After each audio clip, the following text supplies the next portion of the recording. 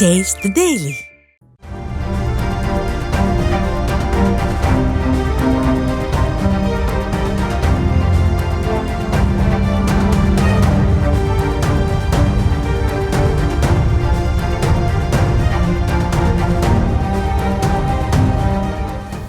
சிறு மழை பெய்தால் கூட ஆங்காங்கே தண்ணீர் தேங்கும் சூழலில் உள்ள சென்னையில் முக்கிய நீர் வழித்தடமான கூவத்தில் இப்படி கட்டுமான கழிவுகளை கொட்டி பாழ்படுத்தலாமா என்றும் பருவமழை தொடங்கும் சூழலில் இந்த பணிகள் தேவையா என மக்கள் கேள்வி எழுப்புகின்றனர்.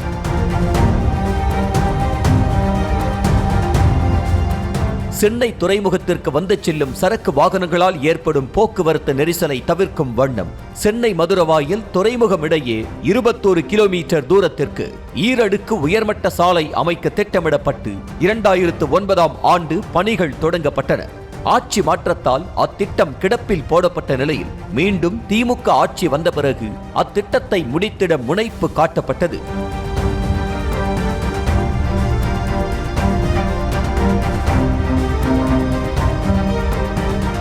அதன்படி 2023ஆம் ஆண்டு நவம்பர் மாதம் முதல் ஈரடுக்கு உயர்மட்ட சாலை பணிகள் துவங்கின.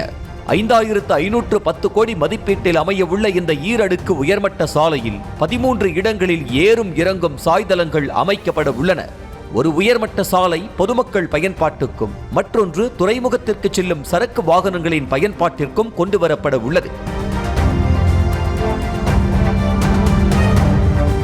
உயர்மட்ட சாலை பணிகளுக்காக சாலை பகுதியில் 608 தூண்களும் கூவம் ஆற்றில் 375 தூண்களும் அமைக்கப்பட்டு வருகின்றன.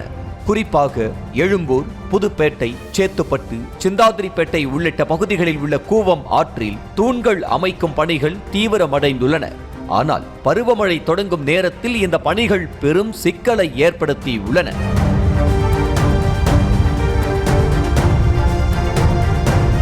சென்னையில் மழைக்காலங்களின் போது வெள்ள நீர் வெளியேறும் ஒரு முக்கிய பகுதியாக கூவம் ஆறு இருக்கும் நிலையில் தூண்கள் அமைப்பதற்காக கூவம் ஆற்றின் பல இடங்களில் மண் கொட்டப்பட்டு சமன்படுத்தப்பட்டுள்ளது அதிர்ச்சியை ஏற்படுத்தியுள்ளது. இதன் காரணமாக நீர் வழித்தடம் பாதிப்படைந்து கூவத்தில் நீர் செல்வதில் தடை ஏற்பட வாய்ப்புள்ளது.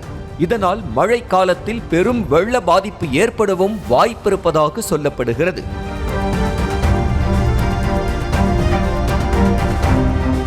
சென்னையுடைய சென்டரில் இருக்கக்கூடிய எக்மோர் பகுதியில் கூவத்தில் இந்த மாதிரியான வேலைகள் மண்ணை கூவத்தில் கொட்டக்கூடிய வேலைகள் நடந்ததுன்னா அதோட ஃப்ளட் கேரிங் கெப்பாசிட்டி எந்த அளவிற்கு அதனால் வெள்ள நீரை எடுத்துக்கொண்டு போக முடியும் அப்படிங்கிற அந்த கொள்ளளவு மிகப்பெரிய அளவில் இதனால் குறையுது. அப்படி குறையும் பொழுது என்ன ஆகுது அப்படின்னு சொன்னால் அது ஒரு மிகப்பெரிய பாதிப்பை உங்களுக்கு சராசரியாக பெய்யக்கூடிய மழையை ஆகட்டும் இல்லை அதை விட அதிகமாக பெய்யும் பொழுது பக்கத்தில் இருக்கக்கூடிய ஏரியால ஒரு மிகப்பெரிய வெள்ள பாதிப்பு ஏற்படுவதற்கான வாய்ப்பு ஏற்படும். தூண்கள் அமைப்பதற்காகத்தான் இது போன்று சமன்படுத்தப்படுவதாக கூறப்பட்டாலும் மழைக்காலத்திற்குள் இந்த பணிகள் நிறைவடையுமா என்பதே கேள்விக்குறிதான் என கூறப்படுகிறது. மழைநீர் வடிகால்கள் பெரும்பாலும் கூவம் ஆற்றில்தான் இணைகிறது.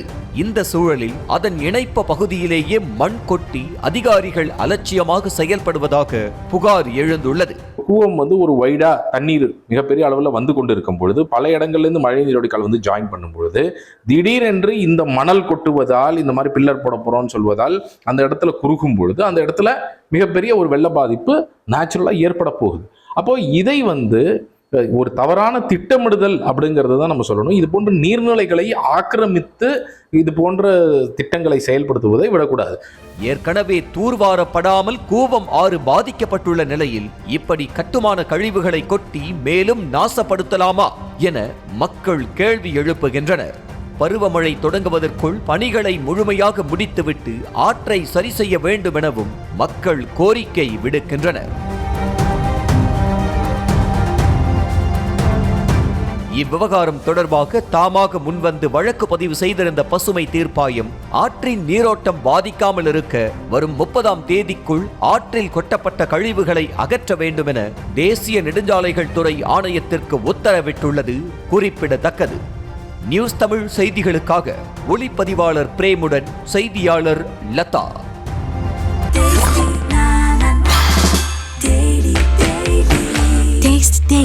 Taste the Daily. செய்திகளை உடனுக்குடனும் துல்லியமாகவும் தெரிந்து கொள்ள சப்ஸ்கிரைப் பண்ணுங்க.